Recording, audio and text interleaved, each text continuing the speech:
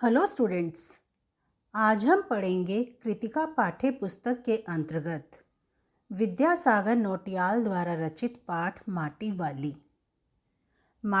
पाठ में विस्थापन की समस्या का मर्मस्पर्शी चित्रण किया गया है।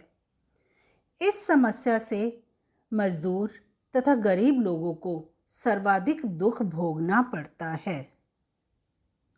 टिहरी शहर के सेमल का तप्पड़ मोहल्ले की ओर बने आखिरी घर में पहुंचकर उसने अपने सिर पर रखा हुआ मिट्टी का कंटर नीचे उतारा। पूरे टिहरी शहर में केवल मात्र वही एक ऐसी महिला है जो घर घर में लाल मिट्टी देती रहती है। इसी कारण वहाँ रहने वाले सभी लोग, यहाँ तक कि किराएदार और बच्चे तक उसे जानते हैं। अगर टिहरी शहर में वह सभी घरों में मिट्टी ना दे तो लोगों के घरों में चूल्हा जलना भी मुश्किल हो जाएगा, क्योंकि भोजन कर लेने के बाद अपने चूल्हे चौके की सफाई करने की समस्या उत्पन्न हो जाएगी। प्रत्येक घर में चूल्हे चौकों को लीपने के लिए लाल माटी की ज़रूरत पड़ती है। चूल्हे चौकी की सफाई के अतिरिक्त घर के कमरों और दीवारों की सफाई करने के लिए भी लाल माटी की ज़रूरत पड़ती है। माटी वाली घर से दूर जाकर मिट्टी खोदती है, उसे कंटर में भरती है और प्रत्येक घर में यह मिट्टी बांटती है। यही उसकी आजीविका का साधन है। इसी कारण उसे माटी वाली कहा जाता है। शहर में रहने वाले लोग न केवल माटी वाली को बल्कि उसके कंटर को भी बहुत अच्छी तरह से पहचानते हैं। वह अपने सिर के ऊपर एक कपड़े को मोड़कर गोल डिला बनाकर रखती है और उसके ऊपर अपना कनस्तर रख देती है। कनस्तर पर ढक्कन नहीं लगा होता, क्योंकि उस कनस्तर के ढक्कन को वह पहले ही काट कर फेंक देती है, ताकि कंटर में मिट्टी भरने और उसे खाली करने में कोई भी परेशानी सामने न आए। जब वह एक घर में कंटर को ज़मीन पर रखती है तो सामने वाले घर से एक छोटी सी लड़की वहाँ दौड़ती हुई आती है और उसे कहती है कि मेरी माँ ने कहा है ज़रा हमारे यहाँ भी आना। तो माटी वाली उसे कहती है कि मैं अभी आती हूँ। तब घर की मालकिन माटी वाली को अपने कंटर की माटी कच्चे आंगन के एक कोने में डाल देने के लिए कह देती है और उसे कहती है कि तू बहुत भाग्यवान है, चाय के समय पर तू हमारे घर आई है, क्योंकि कहा भी गया है कि खाने के वक्त जब कोई घर आता है तो वो भाग्यवान होता है। तब मालकिन अपनी रसोई में चली गई और आते हुए वह उसके लिए 2 रोटियां भी ले आई। घर की मालकिन ने माटी वाली को तो भाग्यवान कहा, लेकिन माटी वाली के पास अपने अच्छे या बुरे भाग्य के बारे में ज़्यादा सोचने का समय नहीं है, क्योंकि उसका पूरा दिन घरों में माटी देने में ही बीत जाता है। घर की मालकिन जैसे ही उसे रोटियां देकर अंदर गई, माटी वाली ने इधर उधर देखा कि कोई उसे देख तो नहीं रहा। फिर उसने अपने सिर पर रखे हुए कपड़े को खोला और उसमें एक रोटी को बांध दिया। मालकिन के आने पर वह अपना मुंह यूं चलाने लगी मानो रोटी खा रही है। तब घर की मालकिन पीतल के एक गिलास में चाय लेकर लौटी तो उसने उस माटी वाली को कहा कि अभी और कोई सब्जी नहीं है, इसी चाय के साथ तू रोटियां खा ले। तब माटी वाली ने अपने कपड़े से पीतल के गरम गिलास को उठाया और उस चाय में लंबी लंबी फूंक मारकर रोटी के टुकड़ों को चबाते हुए चाय के साथ खाने लगी। और वह मालकिन को बोली कि चाय तो अपने आप में ही बहुत अच्छी सब्जी बन जाती है। उसकी इस बात के कहने पर मालकिन उसे कहती है कि भूख तो अपने आप में ही एक साग होती है, क्योंकि भूख मीठी होती है, न कि भोजन।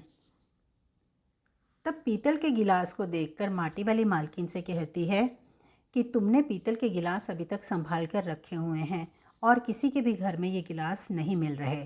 तब मालकिन उसे बताती है कि इन्हें खरीदने वाले कितनी बार हमारे घर के चक्कर काट कर लौट गए, लेकिन हमारे पूर्वजों ने जो अपनी मेहनत से ये चीज़ें बनाई थी, उन्हें हराम के भाव बेचने को, अर्थात बहुत कम पैसे में बेचने को मेरा दिल गवाही नहीं देता। न जाने उन लोगों ने कैसे अपनी इच्छाओं को रोककर, अपनी इच्छाओं को पूरा ना करके इन चीज़ों को इकट्ठा किया होगा। अब हमारे जैसे लोग इनकी कोई भी कदर नहीं करते, लेकिन बाज़ार में जाकर अगर हम पीतल का भाव पूछें तो बहुत ज़्यादा महंगे होते हैं और इन चीज़ों को मैं देना नहीं चाहती। तब माटी वाली मालकिन को कहती है कि बाकी घरों में अब या तो स्टील के बर्तन दिखाई देते हैं या फिर कांच और चीनी मिट्टी के। तब चाय ख़त्म कर माटी वाली अपना कंटर लेकर सामने वाले घर में चली गई। उस घर में से भी मालकिन ने उसे यह कहा कि कल तुम मेरे घर में हर हालत में मिट्टी ले आना, और साथ ही उसे 2 रोटियां भी दे दी। माटी वाली ने उन 2 रोटियों को अपने कपड़े के दूसरे छोर में दूसरे किनारे पर बांध लिया और सोचने लगी कि यदि लोग यह सोचते हैं कि वह ये रोटियां अपने बूढ़े यानी अपने पति के लिए ले जा रही है तो सोचते रहें, क्योंकि माटी वाली को पता है कि जैसे ही वह घर पहुंचती है उसका पति, जो कि अब बूढ़ा है और अशक्त यानी शक्तिहीन है, बहुत दया भरी नज़रों से उसकी ओर देखता है, क्योंकि पूरे दिन के बाद उसे इंतज़ार होता है कि जब वह घर आएगी तो उसके लिए रोटियां लेकर आएगी। आज वह घर पहुंचते ही 3 रोटियां अपने पति को दे देगी। रोटियों को देखकर ही उसका पति खुश हो जाएगा।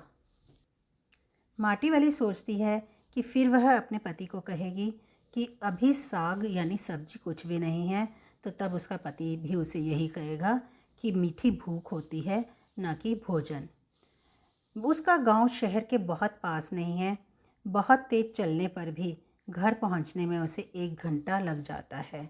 हर रोज़ सुबह वह घर से निकलती है, पूरा दिन माटा खान में मिट्टी खोदती है और फिर अनेक घरों में उस मिट्टी को वह देती है। माटी वाली के पास अपना कोई भी घर नहीं है। वह एक झोंपड़ी में रहती है और वह झोंपड़ी एक ठाकुर की ज़मीन पर बनाई हुई है। उस झोंपड़ी को वहाँ बनाने की एवज़ में उसे उस ठाकुर के घर में सभी कामों को बिना पैसे के करना होता है। अभी वह अपने घर की तरफ जा रही है और सोचती हुई जा रही है कि आज वह अपने पति को खाली रोटियां नहीं देगी।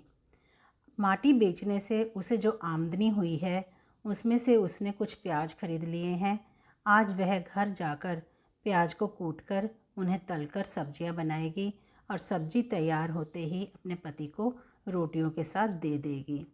फिर वह सोचती है कि अब उसका पति इतना बूढ़ा हो चुका है कि अब वह 2 रोटियां भी नहीं खा सकता। ज़्यादा से ज़्यादा 1 रोटी खाता है, बाकी उसको पचता नहीं है। तब वह उसे 1 या 1.5 रोटी देगी और बाकी 1.5 रोटियां खुद खा लेगी। मन में इस प्रकार से वह सोचती हुई अपने घर पहुंचती है।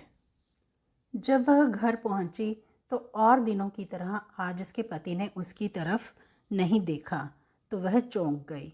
उसने उसे जाकर छूकर देखा तो वह अपनी माटी को छोड़कर जा चुका था, अर्थात उसका पति मर चुका था।